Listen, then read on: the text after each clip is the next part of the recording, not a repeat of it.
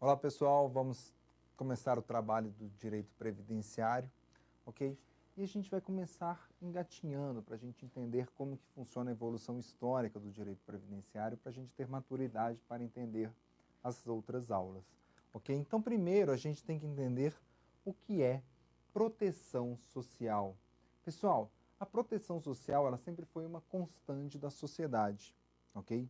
Primeiro era feito pela família. Então, aquelas pessoas que ficavam velhas, que não conseguiam mais trabalhar, ou as pessoas deficientes que não conseguiam trabalhar, quem que trabalhava para o sustento? Eram os mais novos, aptos ao trabalho. Então, não eram eles que geravam os recursos e mantinham a subsistência das pessoas inaptas ao trabalho. Então, hoje tem reflexos disso ainda? Tem. Quando a gente pega aquelas famílias do interior, a gente verifica que aquela última pessoa que casa, por exemplo, ela tem que continuar morando na casa dos pais. Por quê? Porque os pais, daqui a pouco tempo, eles não vão conseguir mais trabalhar e quem vai fazer a subsistência da casa será o filho mais novo, que casou, então ele sempre fica com o pai. É super interessante. Além disso, além da família,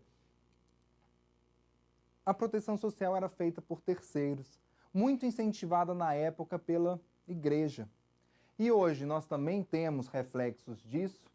Temos, por exemplo, as organizações sociais. As organizações sociais estão no terceiro setor, então o Estado ele incentiva, ele fomenta, ele joga recursos para essas organizações sociais exercerem os papéis que são delegáveis pelo Estado, por exemplo, cultura, saúde, etc. Okay? Então, tanto a família quanto os terceiros, eles estão dentro aqui da ideia de proteção social. E o Estado, ele participava? Aí que está o problema. Quando houve a queda do absolutismo, do monarca absolutista, nós estávamos iniciando a ideia do Estado liberal, da Revolução Francesa de 1789.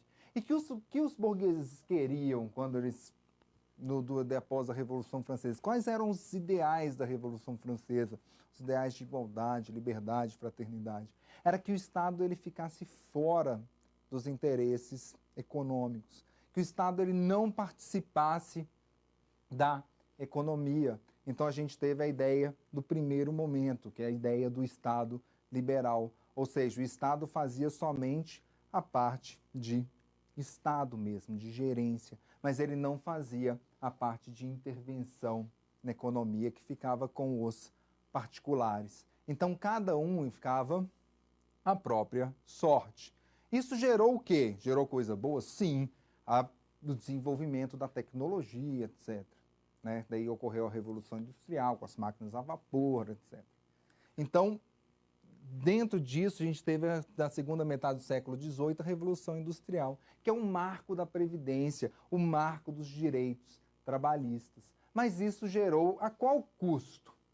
Né? Ao custo de trabalhos com a duração longa da jornada, né? Trabalho de criança, trabalho da mulher em condições muito aquém do que o trabalho dos homens. Nós tivemos alto índice de acidentes do trabalho. Então isso começou a gerar na cabeça dos trabalhadores, junto com as ideias de Karl Marx, do Manifesto Comunista, etc., e também das ideias de Ned Ludd, que seriam as quebras das máquinas, começaram a gerar essas ideias revolucionárias dentro dos âmbitos laborais, inclusive de quem estava fora e não conseguia trabalho.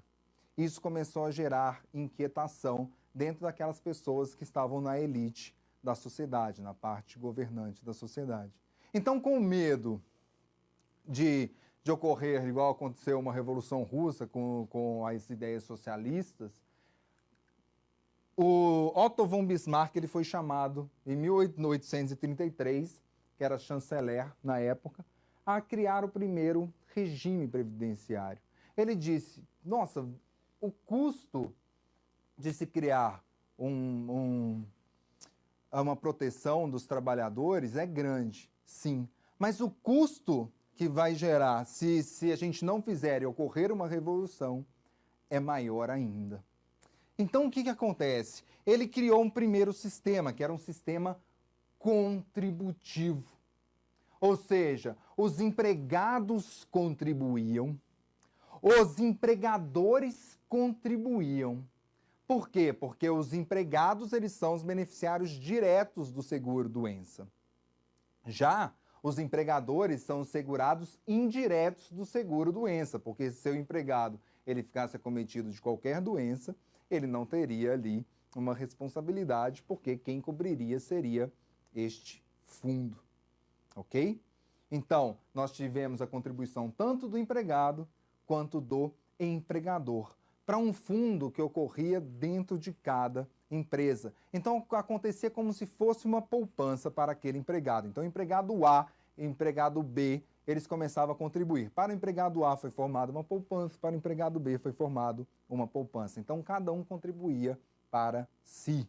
Então, nós não tínhamos a ideia de um sistema de capitalização. Nós não tínhamos a ideia de solidariedade. Nós tínhamos um regime de capitalização. Ou seja, o aporte de recursos feito para aquele banco, para aquele cofre, né, ele era para o empregado, era destinado para o empregado específico. E o Estado? O Estado ele fazia somente a normatização, ou seja, estabelecia normas e a fiscalização, cabendo a administração a cada empresa, ok? E fazia um pequeno aporte de recursos se fosse necessário. Perfeito? Então, nós tínhamos mais ou menos esse gráfico, que é a chamada tríplice forma de custeio.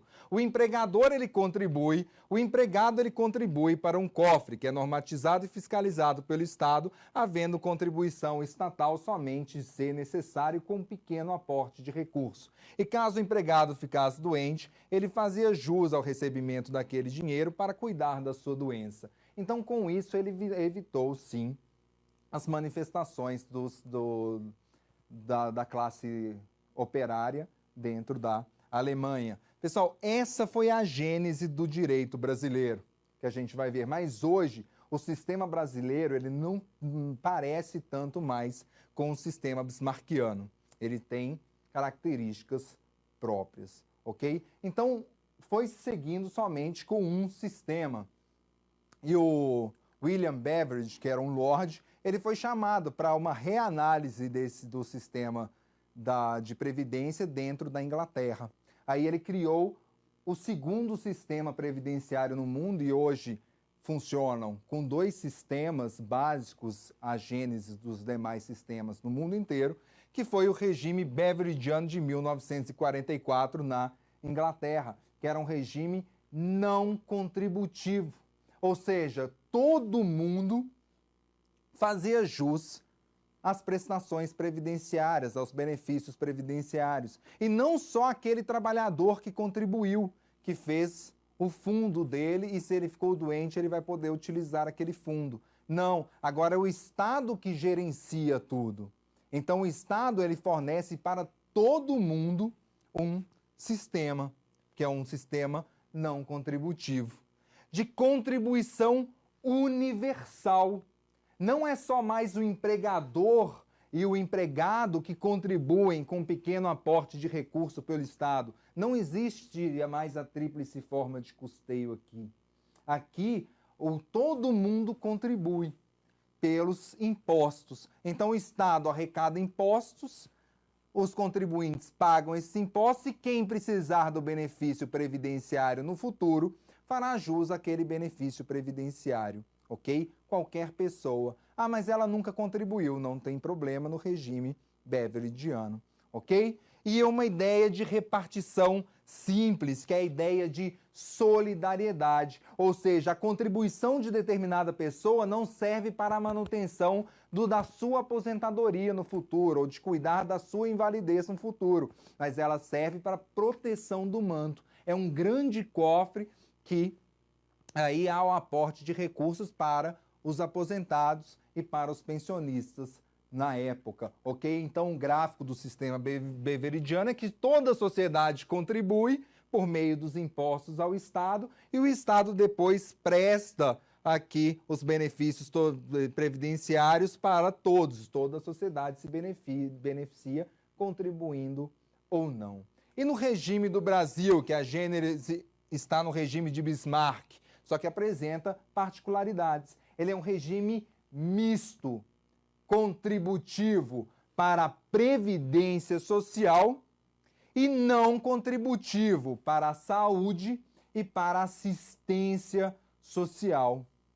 Não existe mais a tríplice forma de custeio que existia no período de Bismarck, que foi adaptada com a Lei Eloy Chaves, depois com Getúlio Vargas. Não existe mais. Hoje a gente tem a diversidade da base de financiamento. Hoje existe muito mais do que 3 contribuindo. Nós temos uma diversidade enorme financiando os cofres do Estado para que ele possa prestar as prestações tanto assistenciais de saúde quanto as previdenciárias. Lembrando que para a saúde e para a assistência eu não preciso contribuir para fazer jus, enquanto para a previdenciária eu preciso contribuir para fazer jus. E nós temos também uma ideia de solidariedade. O que é isso? A minha contribuição de hoje para o sistema, para o regime previdenciário, o regime da Seguridade Social do Brasil, não serve para a manutenção da minha aposentadoria, não serve para a manutenção da minha pensão no futuro, e sim serve para garantir um sistema saudável que possa pagar as aposentadorias dos aposentados de hoje, as aposentadorias ou as pensões dos pensionistas de hoje e a invalidez de quem está inválido hoje. Isso é importantíssimo. A minha contribuição não é minha, a minha contribuição é para proteção, é para manutenção de um manto protetivo. Então nós temos o seguinte gráfico, nós temos os empregadores contribuindo, nós temos os trabalhadores contribuindo, nós temos os concursos de prognóstico, que são as casas lotéricas contribuindo, nós temos os importadores equiparados contribuindo, nós temos outras receitas para aumentar o cofre, nós temos o orçamento do Estado. E o Estado ele faz a gerência da saúde para todo mundo e da assistência social para quem necessitar, sem contribuição, e da previdência social somente para quem contribui, que são os beneficiários. Ok? Então nós temos esse gráfico, e é esse gráfico que eu quero que fique na cabeça de vocês. Todo mundo contribuindo para que o Estado possa fazer a manutenção. Concurso CEPERJ Rio Previdência 2014. Em termos históricos, considera-se a Alemanha da época do chanceler Bismarck como o local do nascedouro das prestações previdenciárias. Coube ao citado estadista aprovar no parlamento o salário maternidade não seguro, doença. Letra B, auxílio acidente fora, apoio geriátrico fora, benefício de guerra fora. Então ele criou na Alemanha em 1844, seguro, doença, ok? Resposta letra B. Pessoal, agradeço a participação de todos, até o nosso próximo encontro.